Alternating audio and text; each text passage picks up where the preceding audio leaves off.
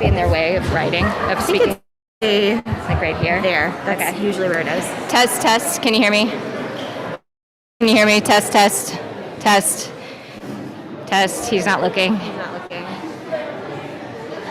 Mr. Gahan. Test, test. Can you hear me? Thumbs up. Okay. All right, I get really close. I think that is better, because otherwise it's like... I think that's perfect. Okay. Yeah. All right. Mark will be a little... Here. Do you want to move it? Just up a little. Just, I think that's perfect. Because he'll be up here. Okay, so. gotcha. Yeah. Thank you so much.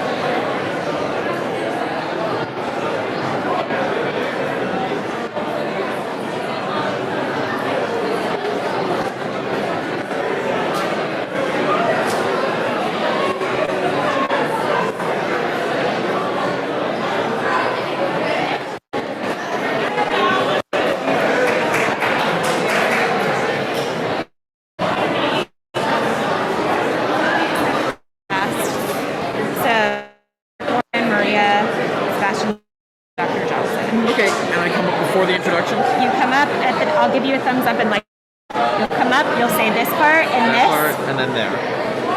Ew, Calder, your brother might take over, I don't know. Okay. Is he good? You're good, you're doing it. Okay.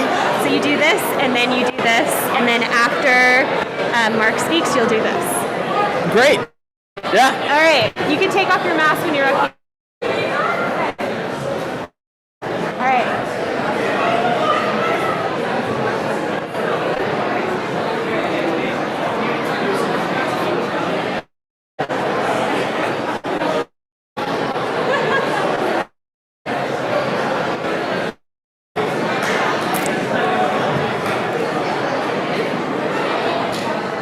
Welcome to the speeches for the class of 2022.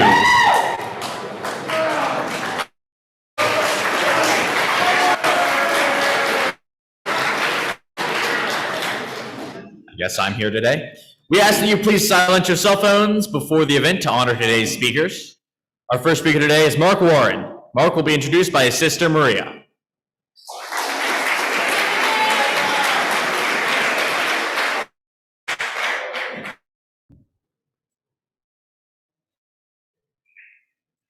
I still don't understand how teachers can have stories of my older brother, Mark Warren, lingering in the back of their head for 5 years. It is as if they are waiting for me to pop into their classroom on the first day of school to tell me what a bratty kid Mark was, like it was something I didn't know already. But still, I enjoy coming home at the end of the day, ready to remind him of detentions, visits to Miss Riker, or even just a simple memory from Mr. Beasley's 7th grade English class. These weird but true caused my teachers to have certain expectations of me that I just can't put my finger on. Some of them probably high expectations. But this year, I've started to understand that maybe Mark isn't there just to be my annoying older brother. This past year, I've learned a lot from him. A lot of the time, I learned what not to do. But also, I've seen him be a great person. I've seen him make responsible decisions, and I've seen him be a diligent athlete and great student. With all these things in mind, I would like to introduce my brother, Mark Warren.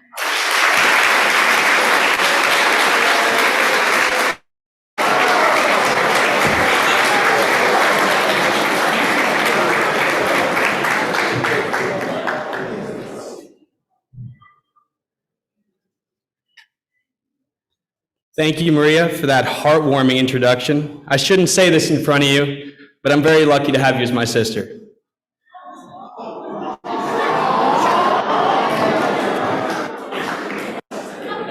People have different notions about home.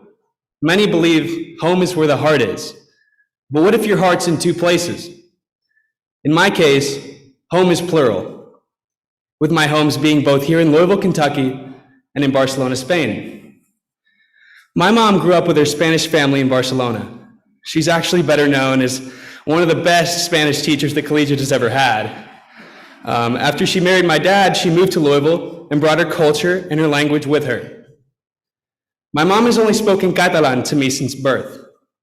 My sister, Maria, born 4 years later, would also have that same mother tongue. I felt like we shared a special code, one that only the three of us could understand during my 3 seasons every year in Kentucky. It's still very amusing to make fun of our dad by pretending to criticize him in Catalan, knowing that he doesn't understand a word. So for me, home has always been a place where both Catalan and English were a constant. For 1 season every year, summer, home has always been Barcelona. On our arrival, my mom's mother, my yaya, and father, my avi, would always be waiting for us at the airport. They were also code talkers, knowing no English at all.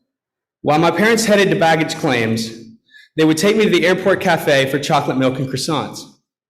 They would ask me everything about my life in Kentucky, including my classes, my friends, my sports, and if I had a girlfriend. I would usually have to reply with a no to the last one. During my many summer meals with my grandparents, during which I talked and they listened, gave me a strong sense of belonging. Now those moments are no longer possible due to Avi's death and Yaya going into a nursing home. Still, those meals are among my more precious memories. They made me feel at home, even though I was coming from home to be with them. During my elementary years, I was just a bit hyperactive. You could even say I was building a close relationship with Dr. Reitmeyer. My misbehavior included, among other things, throwing forks in the lunchroom, sorry Finley and Max, picking occasional fights in the locker room after PE with Jack Creamer, you giant, and simply borrowing everyone's mechanical pencils in 3rd grade. Some of you finally know what happened to him. I'm glad we cleared that up.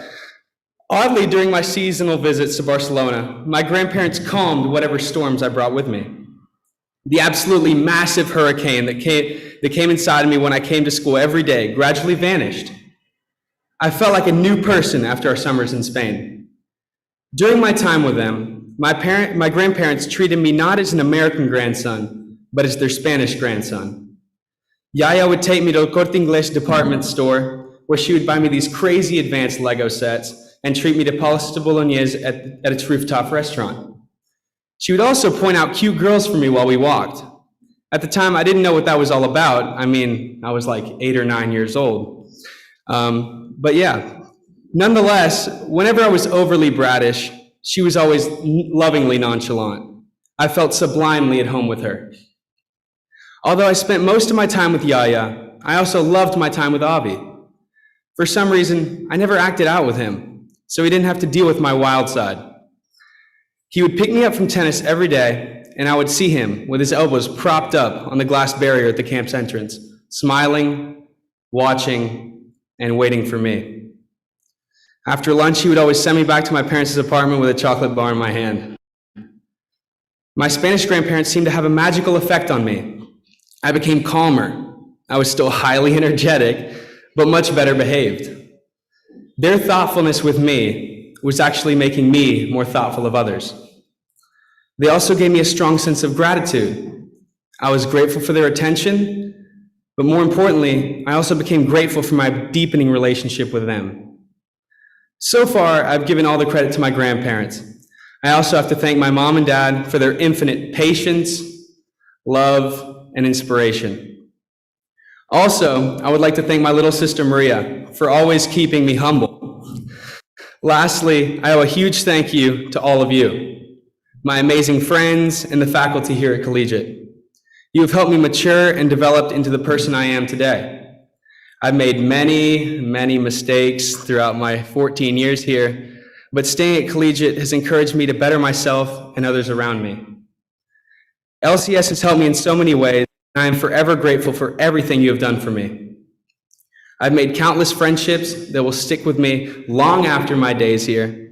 You could say Collegiate has become my 3rd home. I've loved nearly every moment with all my friends I've made along the way, and thanks to you, for the most part, I'm not a brat anymore. Thank you.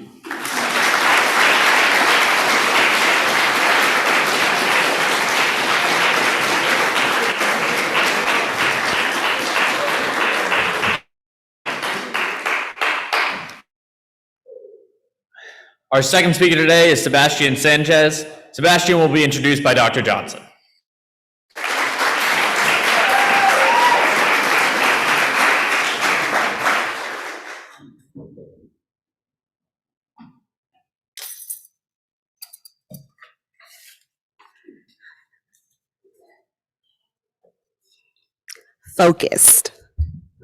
Focused.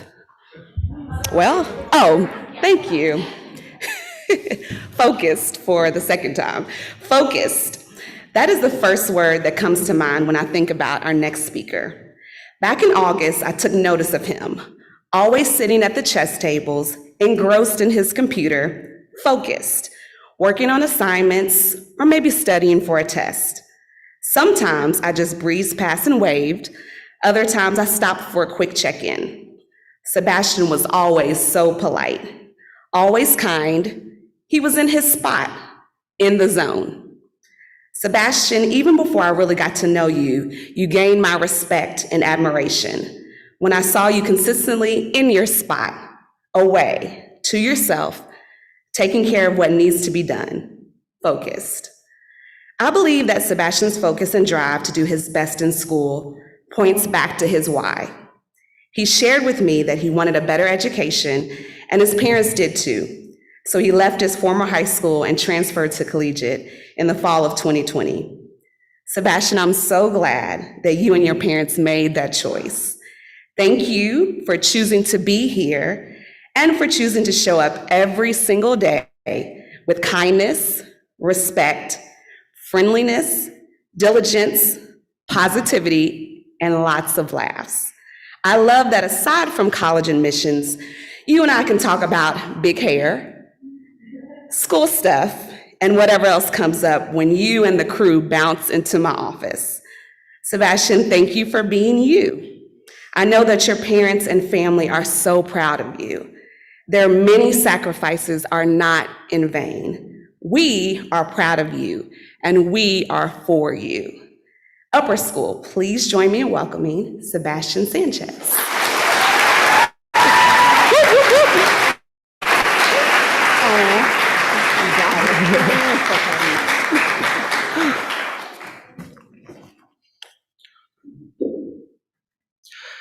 Just like millions of other people in this country, my parents are immigrants from Mexico. Like most other immigrants, they came to this country because they wanted to forge a better life for themselves and family. My father had been in and out of the United States as a young man, and his first job in America was working in the fields of California before he finally got enough money to move my mother into the country. In 1990, they chose to settle in Dalton, Georgia to be closer to some family. 3 kids later, and I was born. From what my family says, I was a calm and quiet baby and was, in my mom's opinion, the least troublesome child, yet still a curious one. As you all know, children ask questions, and I was no exception. Of the many conversations I had with my parents, one of them stuck with me. I was telling my mother about all the jobs I wanted when I grew up, like being a doctor, a surgeon, a scientist, you name it. I asked my mother, when you were a child, what did you want to be when you grew up? She simply said, a nurse, and she went on talking about how when she was a little girl, she admired the nurses with their bright white outfits and beautiful caps. I do recall wondering, why then was she working in a carpet factory and not a hospital? As I grew older and got tiny bits of her story, I began to realize that she didn't have the opportunity to go to college. Growing up, she had gone to school just like anyone else. She graduated high school and even had a job, but she was unable to achieve her dream of being a nurse because her family couldn't afford it. And let me tell you, had she had the chance to chase that dream, she would have been one of the sweetest nurses ever. As the years have gone by, my parents have done so much for me and have made so many sacrifices so that I can live the life that I have now.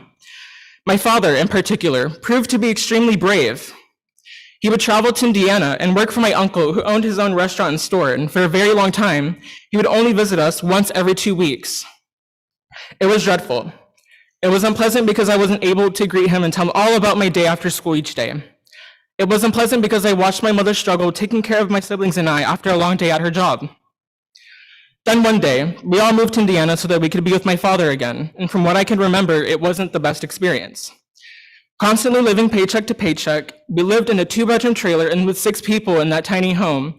It was always chaotic. Yet somehow, my mother and father managed to make everything better. All along, my father had a plan, a way for a better life, a way to give my siblings and me the opportunities in life that he and my mother once dreamed for themselves. In 2016, my mom, along with my siblings and I, spent about a month in Mexico visiting family. And as soon as we got back, my father had news for us. He was offered to own and manage his very own restaurant and store in Louisville, which meant another move. We all knew that he was taking a big risk for us. Foremost in his mind was providing a financially stable life for his family. This business opened up so many doors for my family. My parents were able to work together. We were able to move into a beautiful home. I was able to come to this amazing school, and I was given a chance at life and a real opportunity to be who I envisioned. As you can all see, my parents have both influenced me in many ways. The story of my father being super intelligent as a teenager, yet having to leave school to work and provide for his family, makes me realize the sacrifices he had to make his whole life and how grateful I am for him. The story of my mother leaving behind her dreams because she didn't have the opportunity makes me value my education and the opportunities that I have now. If someone asks me about my future career, I'll tell them that I want to be a nurse. I may be an extremely shy person, but when it comes to helping somebody in a meaningful way, that's where I shine. The only reason this dream of mine is within reach is because I have two of the most amazing parents on this planet who work so hard to give me such incredible opportunities. My parents have modeled how I should strive to be the best that I can. I don't think I could ever repay them for what they've done, but I can honor them by being a nurse, which will be a constant representation of the person that they have shaped. There's a saying, immigrant parents with their wings cut still teach their children to fly. Thank you.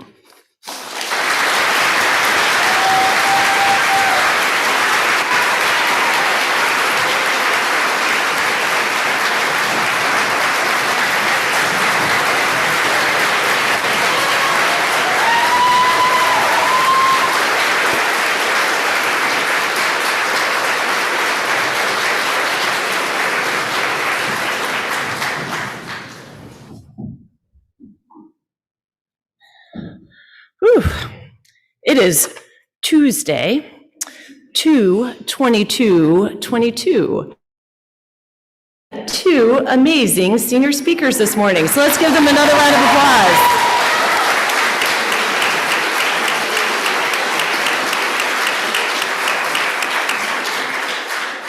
Great job, gentlemen.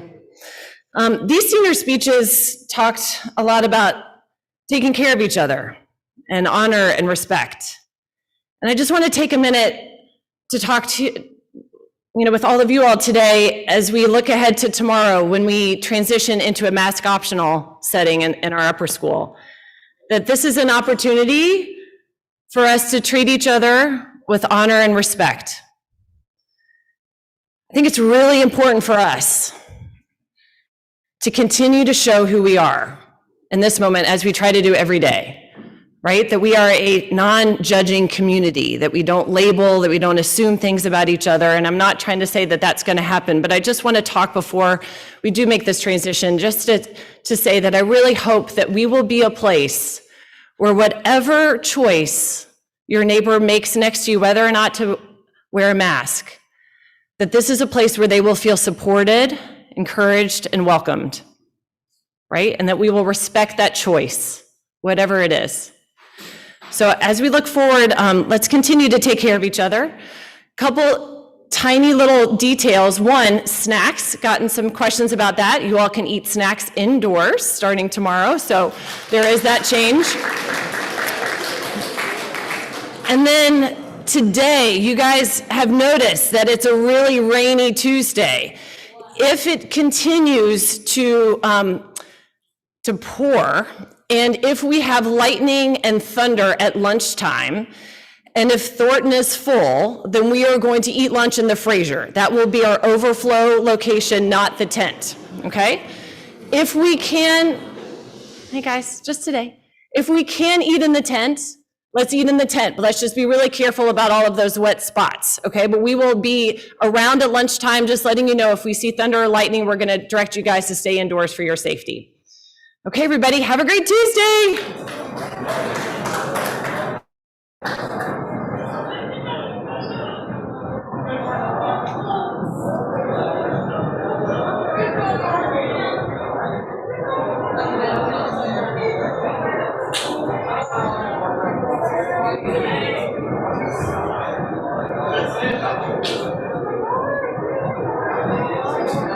Oh my goodness. Good dinner. Good dinner. Yeah, it's amazing. Both of them. Yeah. It's just, that was all aligned. So good. Yeah. And you too. Is that okay? Is that clear? Yeah. I'm like, oh yeah. Just didn't want to political agenda.